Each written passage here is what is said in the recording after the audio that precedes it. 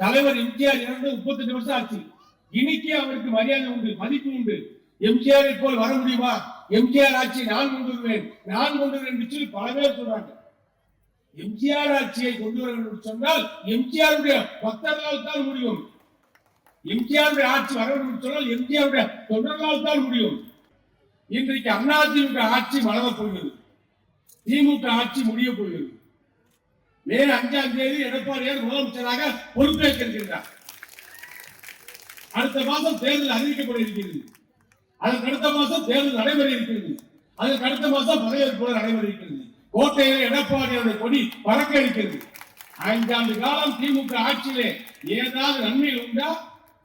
புரட்சி தலைவி அம்மா கொண்டு வந்த திட்டம், தாலிக்கு தங்கத்தை நிப்பாட்டியாச்சு, மடிக்கணினியை நிப்பாட்டியாச்சு, எல்லாத்தையும் நிப்பாட்டிட்டே போயிட்டாங்க. இன்னைக்கு எடப்பாடி அறிவிச்சாரு, தேர்தல் வாக்குறுதி அறிவிச்சாரு, 5 அறிவிச்சிட்டார். முதல் அற்புதமான நேரத்தில் அருமையான நாளுல 5 திட்டங்களை அறிவிச்சிருக்கார். தேர்தல் அறிக்கையில எடுத்த ஒண்ணு யாருக்கு? 2000 ரூபாய் ரேஷன் கார்டு வைத்திருக்கின்ற அத்தனை தாய்மார்களுக்கும் அவருடைய வங்கி கணக்கிலே 2000 ரூபாய் வரவு வைக்கப்படும்.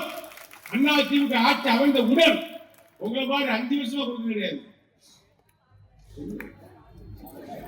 5 வருஷமா கொடுத்து போன இந்த கடைசி மாசம் வரைக்கும் இப்ப கொடுத்துருக்காங்க, கொடுக்கவே இல்லை. ஆட்சி பொறுப்பேற்றவுடன் முதல் கையெழுத்து எடப்பாடியுடைய கையெழுத்து, எல்லா தாய்மார்களுக்கும் 2000 ரூபாய் அவருடைய வங்கி கணக்கில் வரவு வைக்கப்படும். ரேஷன் கார்டுக்கு 1000 ரூபாய் முதல் கொஞ்சம் ஒரு 30-20 வருஷத்துக்கு பேரு, வேற ஒரு 10%, இப்ப கடைசி வருஷத்துக்கு 10% சதவீதம் இப்படி கொடுத்து கடைசி வரைக்கும் ஏமாற்று நாடகம். திமுக செஞ்சது ஏமாற்று வேலை. 5 வருஷம் சொன்னா 60 மாசம் கொடுத்துக்கணும். 5 வருடம் 60 மாசம் கொடுத்துக்கணும். கொடுக்கலையே. 60 மாசம் 1000 ரூபாய் வாங்கினவங்க யாரா இருக்காங்க? இருக்கீங்களா? நீ 1000 ரூபாய் 60 மாசம் வாங்கினவங்க இருக்கீங்களா? கிடையாது. காரணம் என்னன்னு கேட்டீங்கன்னா, மக்களை ஏமாற்றி பழக்கப்பட்ட கட்சி திமுக. மக்களை ஏமாற்றி ஆட்சி வந்த கட்சி திமுக. 1000 ரூபாய் தாரம் சொல்லி ஆட்சிக்கு வந்தாங்க. நீட் தேர்வு ஒழிப்பேன்னு ஆட்சிக்கு வந்தாங்க. எல்லாம் அடவு வச்ச நகையெல்லாம் திருப்பி கொடுப்போம், தள்ளுபடி ஒண்ணுன்னு சொன்னாங்க. கல்லூரி படிப்புக்கு வாங்க கடனை தள்ளுபடி ஒண்ணுன்னு சொன்னாங்க. எதையுமே செய்யாம ஏமாற்றி பட்டணம் போட்ட கட்சி திமுக. இன்னைக்கு ஏமாத்தி பழையபடி நாடகம் போடுது. அதிமுக எடப்பாடியார் செய்வாரு. எப்படி செய்வாரு? நாங்க வச்சிருக்கிற கூட்டணி, டெல்லி கூட்டணி, தேவையான நிதிகளை பெற முடியும், எங்களால் மக்களுக்கு கொடுக்க முடியும். இது முதல் அறிக்கை 2000 ரூபாய் எல்லோருக்கும் வீடு தோறும் பாகுபாடு கிடையாது, ஏற்றத்தாழ்வு கிடையாது, வித்தியாசம் கிடையாது, கருப்பட்டை சிவப்பட்டை மஞ்சள் என்ற கணக்கு கிடையாது. ரேஷன் கார்டு வைத்திருந்தால் 2000 ரூபாய் தாய்மார்களுடைய வங்கி கணக்கில் வர வைக்கப்படும். இது எங்களுடைய பொதுச்செயலாளர் புரட்சி தலைவர் எடப்பாடியார் சொன்ன வார்த்தை, வாக்குறுதி. செய்வார், செய்து கொடுப்பார். பஸ் மினி பஸ் பெண்கள் மட்டும் போயிட்டு இருக்காங்க. இப்ப ஆண்கள் குடும்பத்தோட போகலாம், ஆணும் போகலாம், பெண்ணும் போகலாம். ஏண்டா பிரிச்சு விட்ட? நீ பிரிச்சு விட்ட. திமுக பிரிச்சு விடுச்சு. எடப்பாடியார் சேர்த்து விட்டார். புருஷனோடு சேர்ந்து திருத்தங்கள் இருக்கியா? கல்யாணத்துல பரவாக்க போறியா? உன் மனைவியை கூட்டிட்டு போ, இல்ல காதலியை கூட்டிட்டு போ. 2 பேரும் சேர்ந்தே போங்க. டிக்கெட்டை மட்டும் எடுத்துக்கீங்க. செஞ்சது யாரு? அறிவிச்சது யாரு? கொடுக்க போறது யாரு? எங்க எடப்பாடியா? அவருக்கு தெரியுமப்பா. எடப்பாடியாருக்கு தெரியும் ஏழை மக்களுடைய மனசு எப்படி, இல்லாத மக்களுடைய மனசு எப்படி, அவர்களுக்கு எதை செய்தால் பிடிக்கும், எதை செய்தால் அவர் சந்தோஷப்படுவார்கள், எதை செய்தால் அவர்கள் துன்பம் போகும், எதை செய்தால் அவருடைய கஷ்டம் தெரியும் என்று எடப்பாடியாருக்கு தெரிந்த காலத்தினால்தான் இதை செய்தார். பெண்களுக்கு மட்டும் அதே நிப்பாட்டல. பெண்களுக்கு திமுக அரசு கொடுத்திருக்கின்றது ஓட்ட பஸ் எல்லாம் வராது, நல்ல பஸ். முன்னாடி 2 பேர் நிம்மதியா உட்கார்ந்து கார்ல போகலாம், சிறுத்தூர் போகலாம், அங்க இருக்கிற மார்க்கெட்ல சரக்கு வாங்கிட்டு நேர திருத்தங்களுக்கு வரலாம், சிவகாசிக்கு வரலாம், சிறுத்தூருக்கு நேரம் இங்க சிவகாசிக்கு வரலாம், இங்க பட்டாசு வாங்கலாம், நேர சிறுத்தூருக்கு போகலாம். ஃப்ரீ, எல்லாம் ஃப்ரீ. ஏழை எளிய மக்களுடைய வாழ்க்கை தருவதற்காக ஏற்படுத்த ஒரு சட்டம், அது எம்ஜிஆர் போட்ட திட்டம், அது எடப்பாடியார் நிறைவேற்ற போகின்ற திட்டம். இது நடக்கும், செய்வார். சொல்லாதது எல்லாம் செய்த தலைவன் எடப்பாடியார். இன்னைக்கு 5 அறிவிச்சிருக்காரு. 5 அறிவிச்ச உடனேயும் முதலமைச்சர் ஸ்டாலின் மண்டையை பிச்சுக்கிட்டு இருக்காரு. யாரெல்லாம் இந்த ஐடியாவெல்லாம் கொடுக்குறாரு? நாங்க யாருமே கொடுக்கல. எல்லாமே எடப்பாடியுடைய அவருடைய மைண்ட்ல வந்து ஐடியா அவருடைய சிந்தனையை உதித்த திட்டங்கள் தான். நாங்க சொல்லியா 7.5% திட்டத்தை கொண்டு கிராமப்புறத்தில் படிக்கின்ற அரசு பள்ளி மாணவர்களுக்கு மெடிக்கல் கல்லூரியில் இடம் கொடுத்தாங்களே, அவர்கள் அத்தனை பேர் அரசாங்கமே செலவுல படிக்க வச்சு டாக்டர் ஆயிருக்காங்க. இன்னைக்கு 3000 டாக்டர். அதுக்கு அரசாங்கம் வெளியிட்டது யாரு? எடப்பாடியாரு. அதுக்கு யார் சொன்னாங்களா? எதிர்கட்சி சட்டமன்றத்தில் கேட்டாங்களா? சட்டமன்ற உறுப்பினர்கள் கேட்டாங்களா? ஆளுங்கட்சி மந்திரிகள் கேட்டாங்களா? யாரும் கேட்கலையே. ஒரே நாள் வந்தாரு, 110 விதியில படிக்க ஆரம்பிச்சாரு. தீர்மானம் வந்து பாஸ் ஆச்சு. கவர்னர் ஒப்புதல் கொடுக்கல. பார்த்தாரு எடப்பாடியாரு, ஆளை விட்டு பேசி பார்த்தாரு. கவர்னர் ஒப்புதல் கொடுக்கல. அரசு பள்ளியில் படிக்கிற அத்தனை மாணவர்கள் நீட் தேர்வில் வெற்றி பெற்றால் அவர்களுக்கு இடஒதுக்கீடு வாயிலாக மெடிக்கல் காலேஜில் இடம் கொடுக்க வேண்டும் என்ற உத்தரவின் அடிப்படையில் இன்னைக்கு 3000 டாக்டர் இருக்காங்க. அதுக்கு உத்தரவு கொடுத்து கவர்னர் மறுத்தாரு. அன்னைக்கு கவர்னர் பயன்படுத்தி அரசாங்கம் வெளியிட்டாரு. பதவி போன கவர்னர் மறுநாள் ஒரு ஒப்புதல் கொடுத்தாரு. இன்னைக்கு படிச்சுக்கிட்டு இருக்காங்க. செஞ்சது யாரு? யாரு கேட்கல, யாரு கோரிக்கை வைக்கல.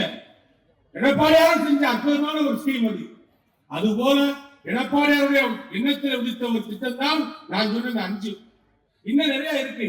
தமிழ்நாட்டு மக்கள் 8 கோடி மக்களுக்கு எது தேவையோ அதை செய்வார் என்று எடப்பாடியார் செய்யக்கூடிய தெம்பு அவருக்கு இருக்கிறது. பணத்தை பற்றக்கூடிய அளவுக்கு அவருக்கு வழி தெரியும். அவர் ஒரு அற்புதமான நிர்வாகி எடப்பாடியார்.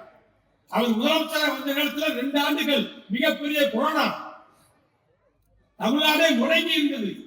ஒரு தெருவை விட்டு ஒரு தெருவுக்குள்ள போக முடியாது. எல்லா தெருவும் லாக்டவுன் அடைச்சாச்சு. அந்த நேரத்தில் வரியே கிடையாது. அரசாங்க கஜனாவுக்கு பணமே வரல. அந்த நேரத்தில் அம்மா உணவுகள் பூரா ஃப்ரீ, சாப்பாடு கூட வாங்கிட்டே போலாம் பார்க்கலாம். அத்தனையும் செஞ்சாரு. வழிமுறையோட பணத்தை சேகரிச்சாங்க. ஏழைகளை பாதிக்காத அளவுக்கு பணங்களை சேகரித்து திட்டங்களை தீட்டி சட்டங்களை போட்டு தமிழ்நாட்டு மக்களை பாதுகாத்த முதலமைச்சர் அன்றைய முதலமைச்சர் எடப்பாடியார். மறுக்க முடியுமா? கஜா புயல் வந்து டெல்டா மாவட்டமே சின்னாபனமாகப்பட்டது. தென்னைகளும் அடித்து ஒடுக்கப்பட்டது. வீடுகள் கூரைகள் பீக்கப்பட்டது.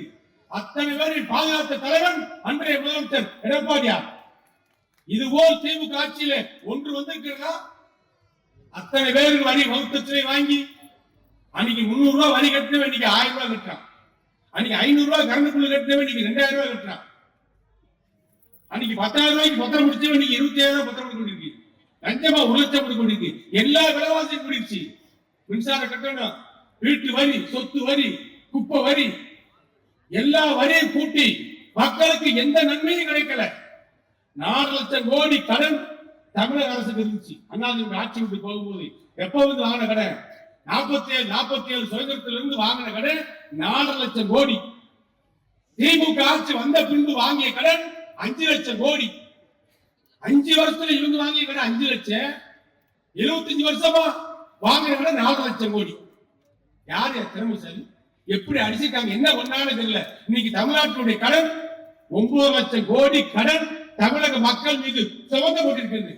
இதெல்லாம் சரி செய்ய வேண்டும் என்று சொன்னால் நிர்வாக திறமை உள்ள ஒரு தலைவர் நாடாள வேண்டும். ஒரு தகுதியான தலைவன் நாடாள வேண்டும். நாட்டை பற்றி சிந்திக்கின்ற தலைவன் நாடாள வேண்டும். டெல்லியிலே மோடி ஆட்சி, தமிழ்நாட்டில் எடப்பாடி ஆட்சி. இதுவே தமிழகத்துக்கு அருமையான நல்ல தருணம். நிதிகளை கேட்டு பெற வேண்டும். சண்டை ஓடிட்டே இருக்கக்கூடாது. கலெக்டர் சண்டை போட்டா ஒரு ஊராட்சி மன்ற தலைவரால் இயங்க முடியுமா? ஒரு பஞ்சாயத்து பிரசிடண்டால இயங்க முடியுமா? கலெக்டருக்கு சண்டை போட்டா பணத்தை கொடுப்பாரா? எந்நேரம் பார்த்தாலும் பிஜேபியோட சண்டை, பிஜேபியோட சண்டை போடுங்க. மத்திய அரசோட சண்டை.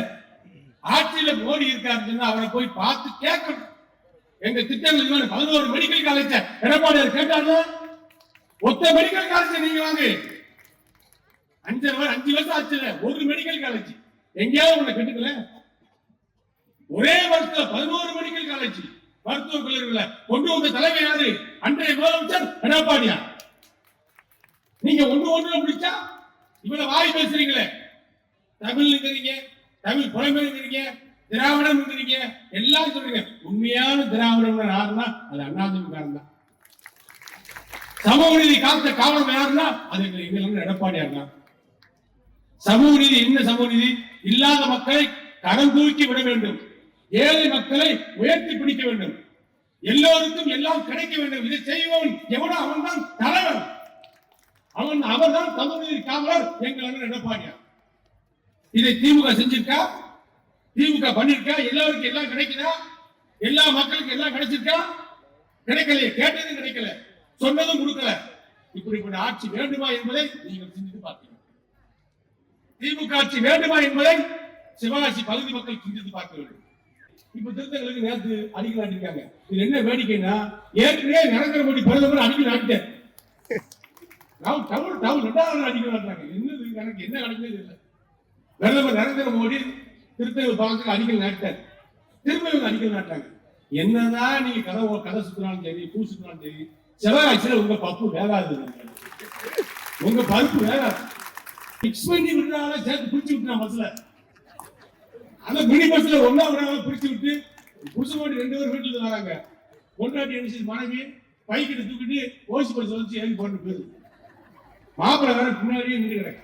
இப்ப அந்த பிரச்சனை என்ன எடப்பாடி சொல்லிட்டாரு, பஸ் வரும் 2 பேரும் ஏறி ஒன்னாவே போங்க, சினிமா பாருங்க, சரக்கு வாங்குங்க, மார்க்கெட்டுக்கு போங்க, ஜாமான் தேவையானதை வாங்குங்க, பஸ் ஏறி ஒன்னாவே வீட்டுக்காரு.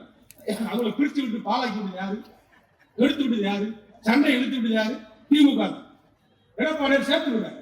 ஆக நாங்க எதை சேர்க்கணுமோ அதை சேர்த்து விடுறோம். இவங்க தண்ணியை சேர்த்து விடுறாங்க.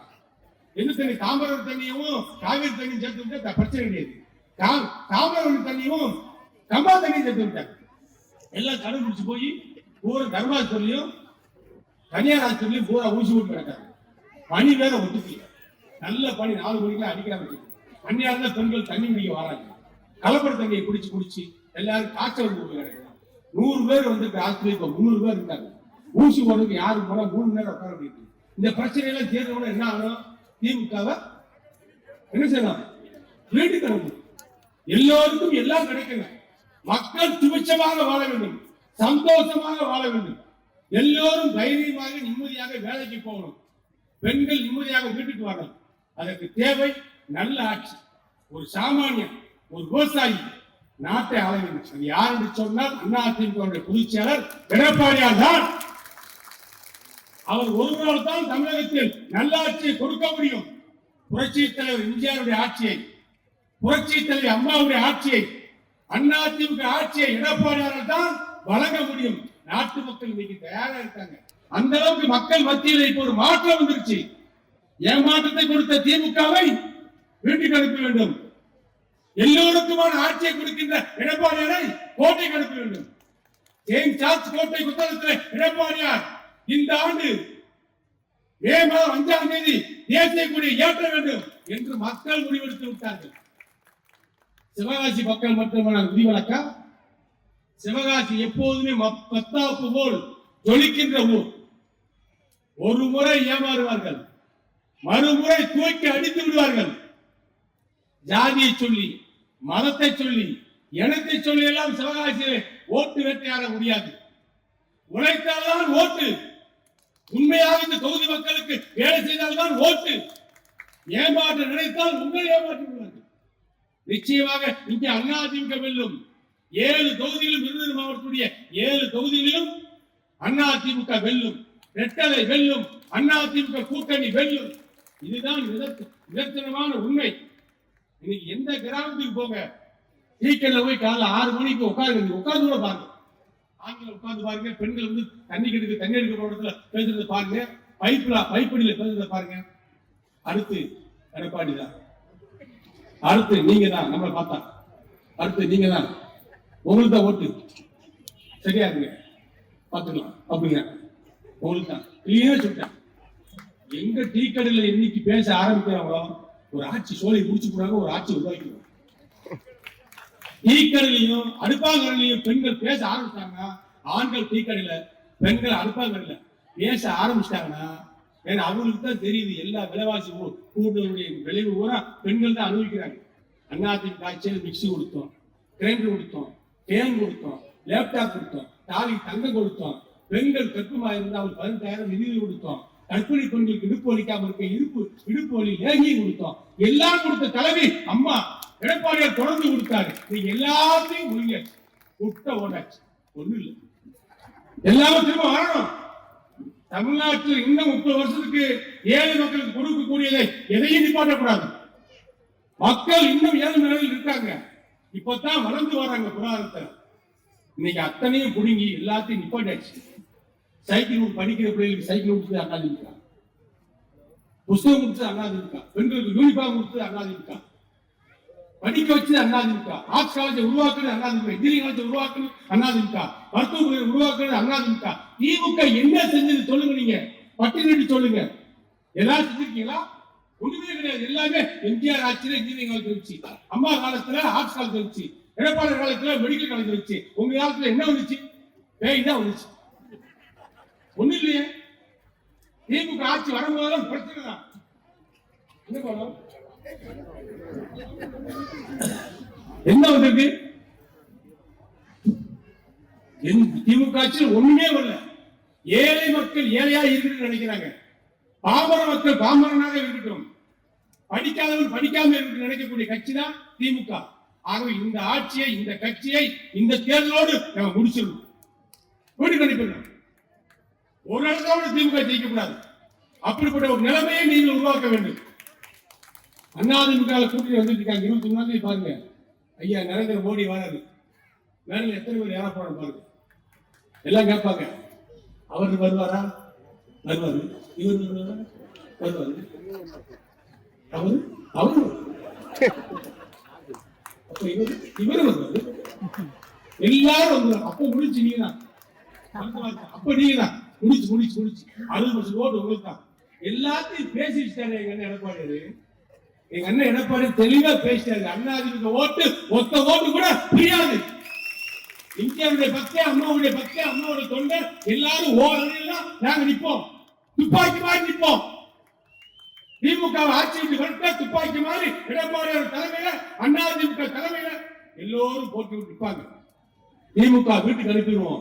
கோட்டைக்கு அதிமுக அனுப்ப எடப்பாடியை முதலமைச்சர் நாட்கள் உட்கார வைக்கிற வரை அதிமுக ஓயாது, உறங்காது. திருநெல்வேலி மாவட்ட மக்கள் உயிர்ப்போடு இருக்கார்கள். 7 தொகுதியை வென்றெடுப்போம். நாடக வேஷம், வெளி வேஷம், ஏமாத்து நாடகம், விளம்பரத்தை வச்சுக்கிட்டு ஆட்சி நடத்த பாக்குறாங்க. பொய்யான வாக்குறுதி நிலைக்காது, நீடிக்காது. அதிமுக செஞ்சதை சொல்லுவோம், செய்ததை சொல்லுவோம், செய்யக்கூடியது பற்றி தான் பேசுவோம். அப்படி ஆட்சிதான் வேண்டும். நல்ல ஆட்சி, தர்ம சிந்தனை உள்ள ஆன்மீகவாதி எடப்பாடி தலைமையில் இந்த நாடு செழிப்பான ஆட்சியை பெற, அம்மாவுடைய ஆட்சி அமைய, எடப்பாடியை முதலமைச்சராக்க 8 லட்சத்தில் வாக்களிக்க கேட்டுக்கொண்டு புரட்சி தலைவர் இந்தியாவுடைய புகழ் ஓங்கிய, அம்மாவுடைய புகழ் ஓங்கிய எடப்பாடியார் வாழ்க என்று சொல்லி விடைபெறுகின்றேன். நன்றி.